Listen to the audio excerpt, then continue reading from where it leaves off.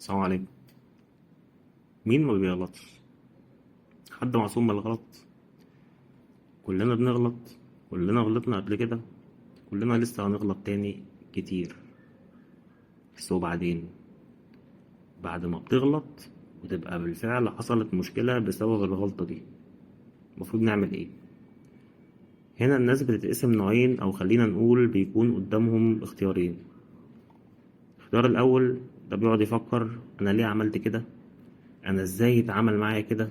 طب يا ترى لو كان حد غيري كان اتعامل معاه طب لو كنت استنيت شوية، طب لو كان حصل اكبر. يقضي الساعات والايام والشهور في جلد النفس وعتاب الذات. الاختيار التاني بيقف مع نفسه، ياخد نفس ويفكر يحل المشكلة اللي عملها ازاي.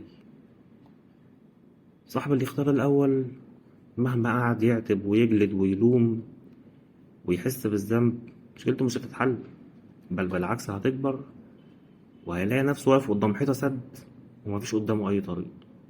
صاحب الاختيار التاني مشكلته هتتحل، غالبا هو كل مشاكله بتتحل، ربنا بيسترها معاه وبتعدي،